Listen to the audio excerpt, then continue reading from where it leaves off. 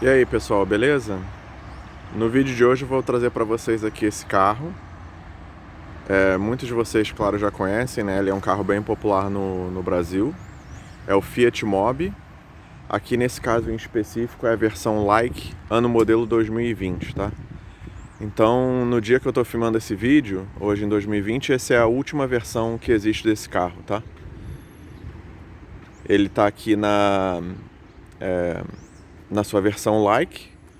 O Fiat Mobi, ele é um carro que muitos conhecem, né? Um carro bem polêmico aí, muito por culpa assim do seu design.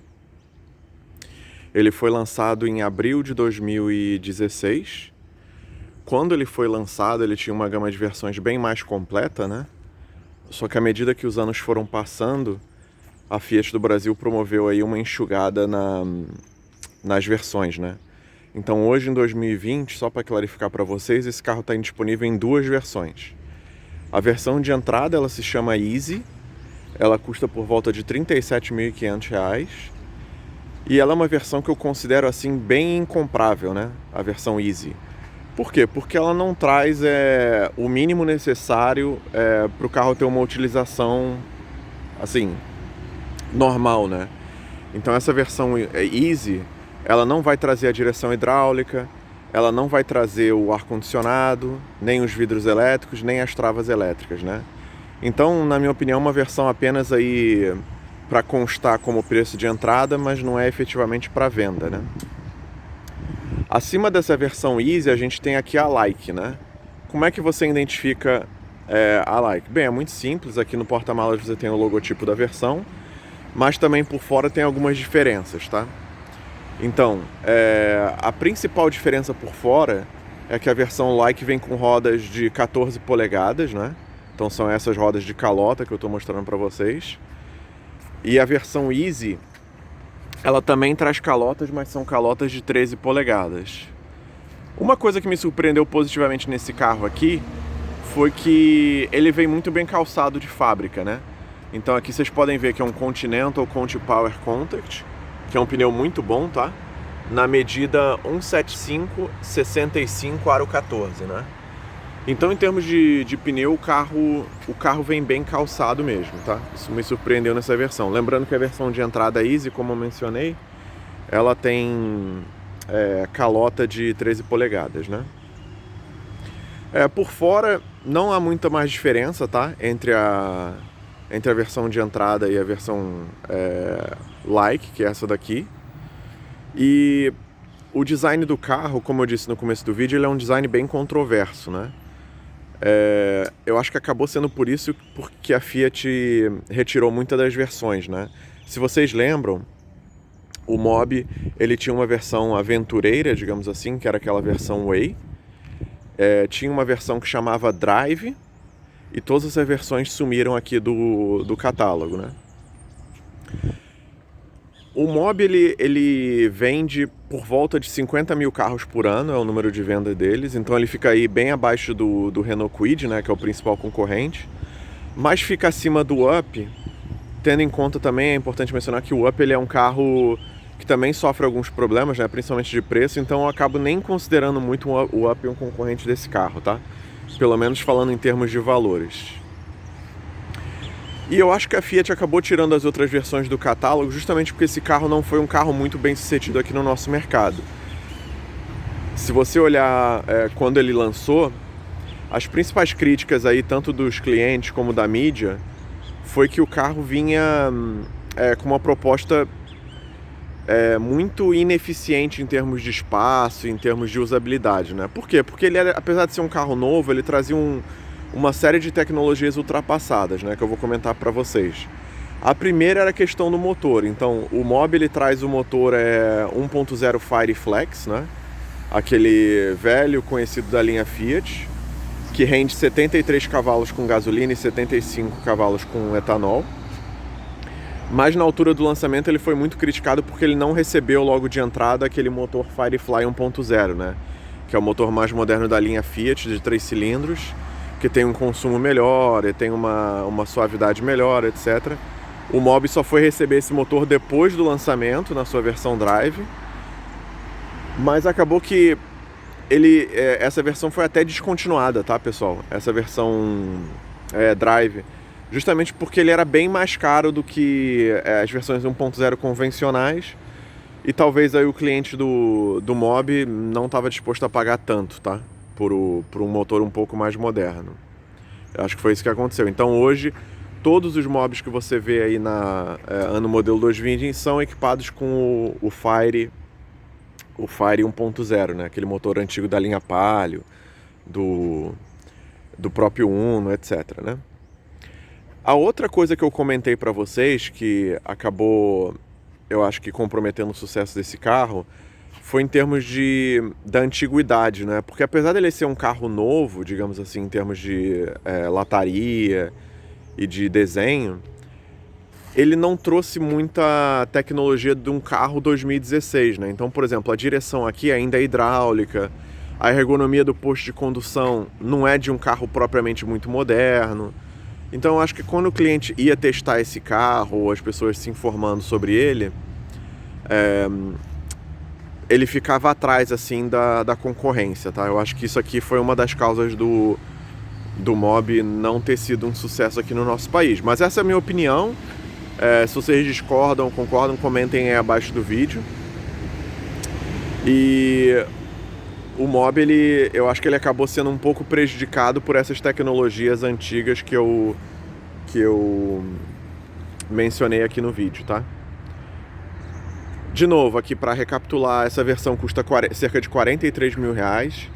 Então sim, pessoal, o preço dos carros subiram bastante aí nos últimos tempos, né? Por conta da nossa inflação aqui, da desvalorização da nossa moeda também.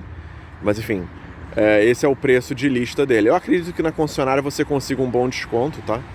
Porque esse carro ele é muito vendido com aquelas taxas zeros, com condição de financiamento e tal. Acredito que você tem um bom negócio. Essa versão ela tem alguns opcionais disponíveis, né? No caso desse modelo aqui que vocês estão vendo na tela, ele não tem nenhum opcional aplicado, mas os opcionais dele são basicamente, aqui na traseira você pode colocar um kit que traz o limpador, lavador e desembaçador. Você vê que é bem raro até hoje em dia ver, mas esse carro não traz nem o vidro traseiro térmico, né, o desembaçador, nem o limpador do vidro traseiro, muito menos o esguicho aqui do limpa-para-brisa, né? Você vê que eles até colocam uma capinha aqui para tapar. Então isso é um dos opcionais. O outro opcional é um kit estético que basicamente ele pinta as calotas e o teto de preto. E por último tem um opcional também do farol de neblina. E eu acho que quando você escolhe esse opcional do farol de neblina, que nessa versão aqui vocês veem que não tem, né? Só mostrar em detalhe aqui para vocês. Ele não tem farol de neblina. Quando você coloca o farol de neblina, eu acho que ele também recebe os espelhos e as maçanetas aqui na cor do carro. Vocês veem que nessa unidade aqui tá em preto plástico mesmo, digamos assim. Eu acredito que colocando esses opcionais, o carro fica aí por volta dos 45, 46 mil reais. Então, efetivamente, eu não acho que vale a pena não, tá, pessoal? Porque a visão que eu tenho para esse carro aqui é assim, é a pessoa que está precisando de um carro urbano, tá? E o mínimo necessário para ter um conforto no dia a dia. E aí eu acredito que a versão Like de entrada mesmo, sem opcional, já oferece, tá? Porque ele já traz as travas, os vidros e o ar-condicionado, muito importante. Então vamos mostrar lá dentro para vocês. Eu tô com a chave dele aqui. Essa é a chave. Deixa eu mostrar aqui para vocês. Infelizmente, apesar dele ter trava elétrica, a chave não tem controle remoto, tá? Então toda vez que você for abrir, você tem que botar a chave aqui na maçaneta, né? Então, assim ele tá trancado. Você colocando pro outro lado, ele destranca o carro. Aí destranca as 4 portas no caso, né? Olhando aqui o interior, pessoal, desculpem o carro tá um pouco sujo, tá? Que eu cheguei de viagem. Então, peço desculpa aí pra vocês. Aqui no painel da porta a gente vai ter os vidros elétricos, como eu mencionei. Aqui você apertando para dentro é a trava elétrica. A porta está aberta, não vai funcionar.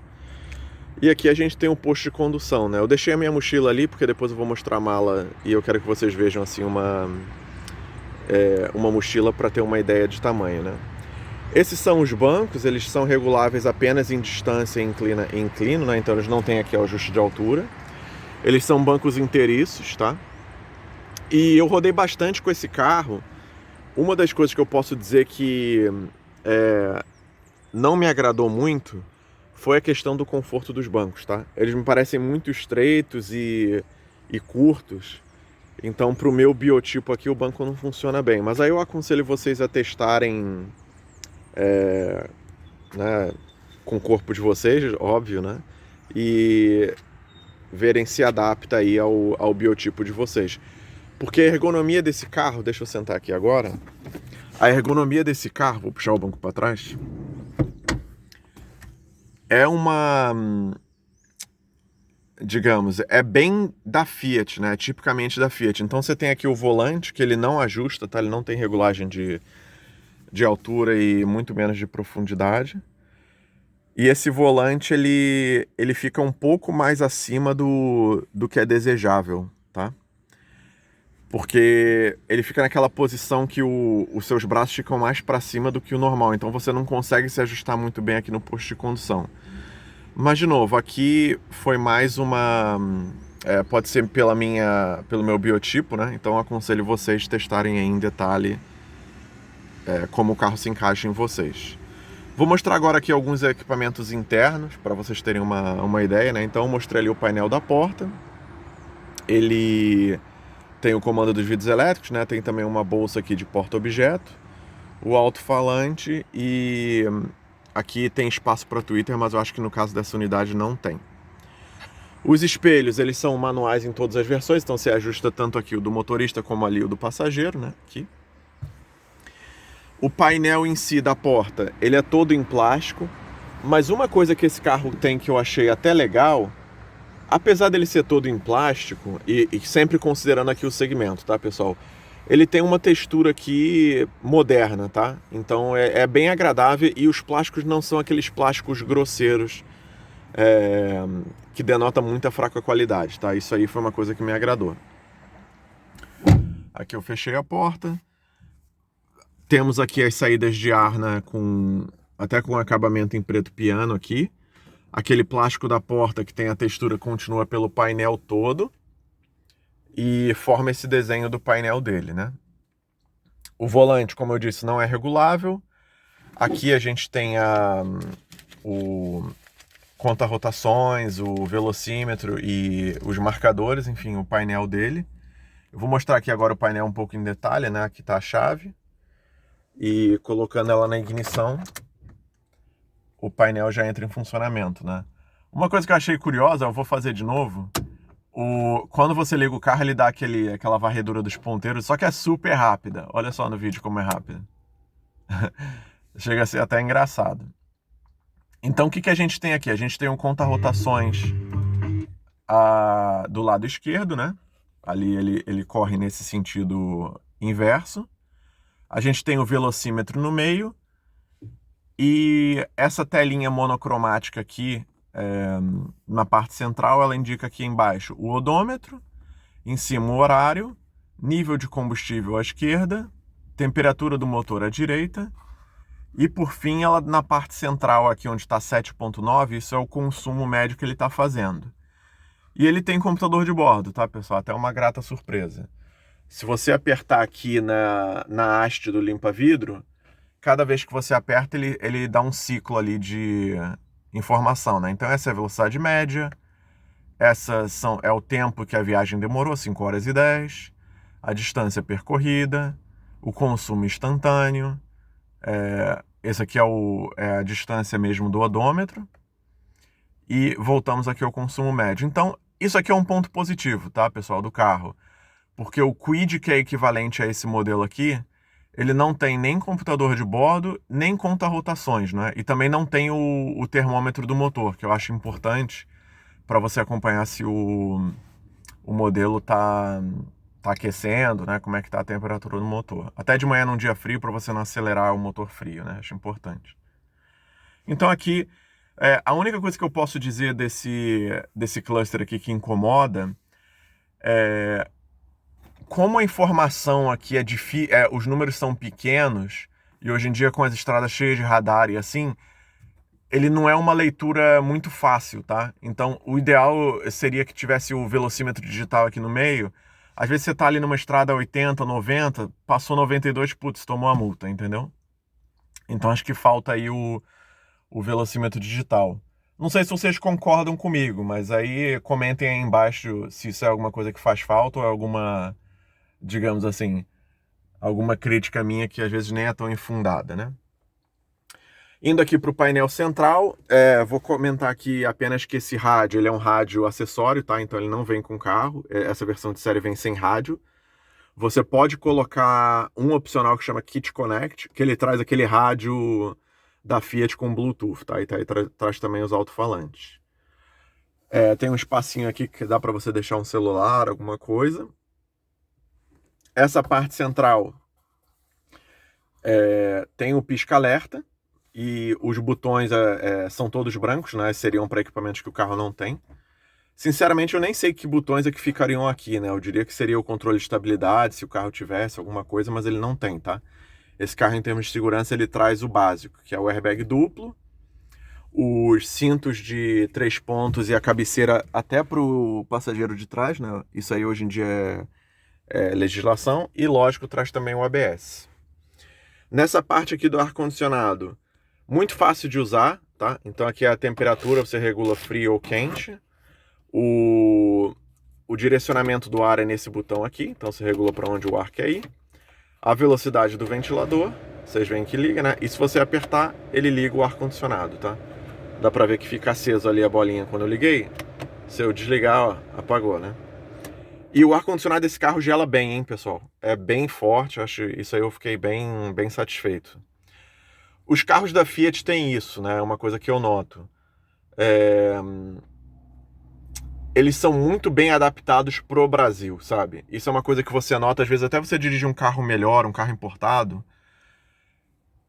ele não é tão adaptado aqui, então às vezes o ar não gela tão bem, a suspensão raspa um pouco, né? Então a Fiat nisso é nota 10, né? Em termos de ar-condicionado, suspensão, eu digo assim, de durabilidade, né? Até o pessoal fala muito. Isso aqui a Fiat está de nota 10, tá? Aqui é a saída do ar, aqui você abre o ar de fora, aqui você fecha o ar. A única coisa que dá para comentar aqui como um ponto negativo é que tudo parece um pouco frágil, sabe? Tudo tem uma folga, não te passa uma impressão de muita qualidade, tá? De novo, a impressão, não sei se é verdade ou não, mas quando você mexe aqui é tudo meio bamba, tudo com uma aparência frágil, né? Enfim, mas de novo, como eu digo, né? Pode ser impressão, não significa que seja real. Aqui a gente tem uma tomada de 12 volts com os porta-copos e o câmbio de 5 marchas manual, tá? A Fiat oferecia um câmbio robotizado no Mobi com motor 3 cilindros, chamava Mobi GSR, né? Que GSR significa Gear Smart Ride. Só que hoje, como esse motor de 3 cilindros foi descontinuado, ela oferece apenas o câmbio manual de 5 marchas aqui. Até o pomo da alavanca tem um design bem alegre, assim, bem jovem. Achei bonito. Outro porta-objetos aqui. O freio de mão e o porta-copos do banco traseiro aqui junto com o porta-objetos aqui. Nessa parte a gente tem um simulado assim de porta-objetos. O problema desse porta-objetos é que qualquer coisa que você coloca aqui, ao mínimo buraco ou aceleração, cai, né? E ali a porta do passageiro. Temos também um porta-luvas, né? Ele até que tem um tamanho bom, dá pra ver ali o documento ali. Então o porta-luvas é satisfatório. Aqui em cima temos o espelho e a luz interna do veículo. O parasol do motorista com o espelho coberto, né? Então isso aqui é bem interessante também. E também para o acompanhante, mas no caso ali não tem a cobertura do espelho.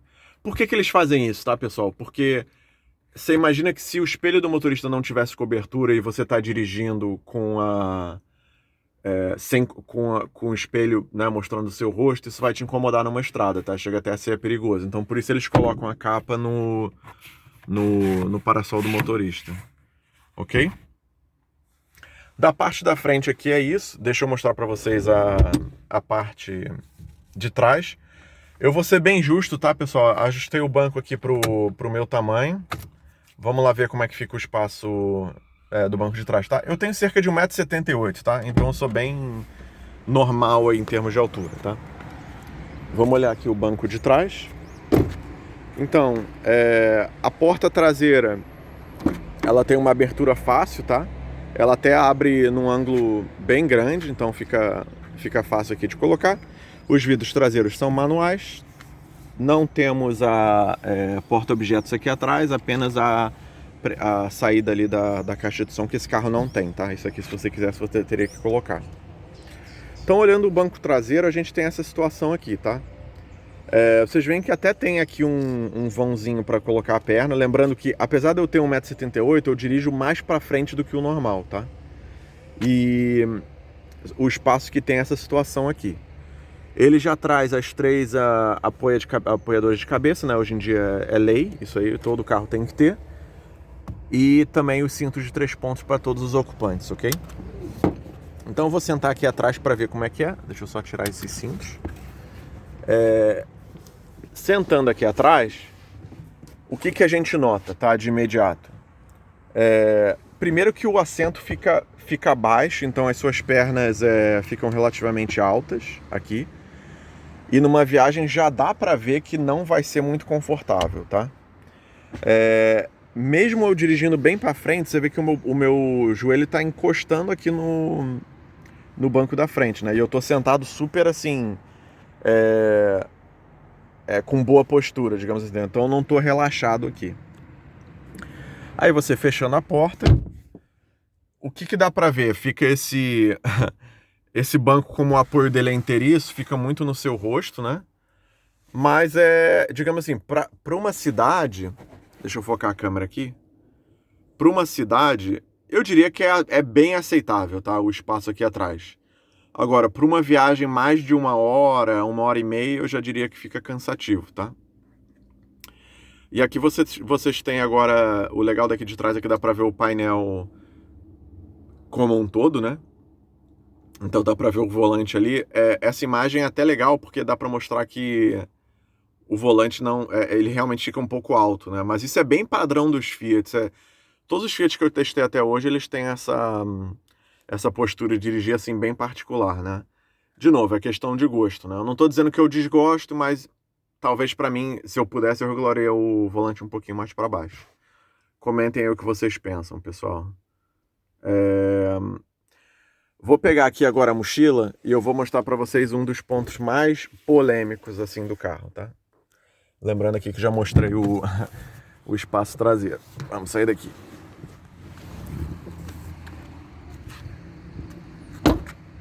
Aqui atrás, né, a gente tem a mala.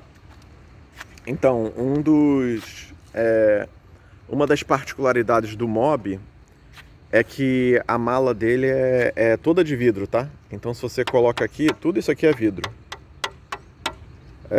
Isso aqui, logicamente, é feito para baixar os custos, né, de produção, que eu digo. Então, a mala sendo de vidro, é menos um painel de chapa que eles têm que fazer, né?